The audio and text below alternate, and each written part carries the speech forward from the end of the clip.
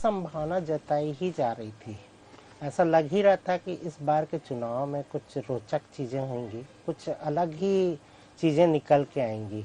और बहुत सारे दिग्गजों ने इस तरीके की बात करी भी थी अपने अपने ढंग से कि वो मंशा जब उन्होंने बनाई थी कि चुनाव लड़ना ही है, और पार्टी से टिकट नहीं मिलने के बाद कई बार क्या होता है कि जो लड़ने के इच्छुक नेता हैं उनके पीछे एक प्रेशर होता है, बहुत सारे उनके समर्थक होते हैं, बहुत सारा उनका एक चारों तरफ राजनीतिक आकांक्षाओं से जुड़ी हुई चीज़ें होती है। लोग उनको अपना विधायक देखना चाहते हैं और पार्टी ने उनको नकार दिया तो स्वाभाविक रूप से वो ताल ठोक के चुनावी मैदान में उतरते हैं। और ये एक तरीके से जिस पार्टी के वो बागी होते हैं उसके लिए बहुत बड़ा सिरदर्द हो जाता है कई बार।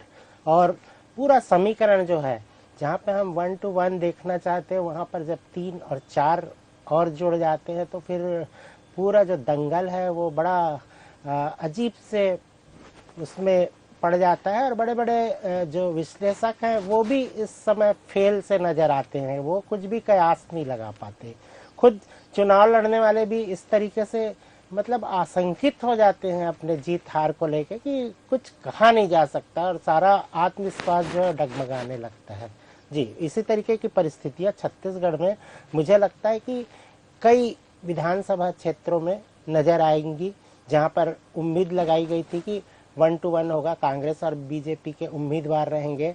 वहां तीसरा जो उपस्थिति जो दिखेगी वो कहीं ना कहीं इस चुनाव के समीकरण को गड़बड़ाएगी। चलिए, तो सियासी समीकरण बिगड़ सकता है पार्टियों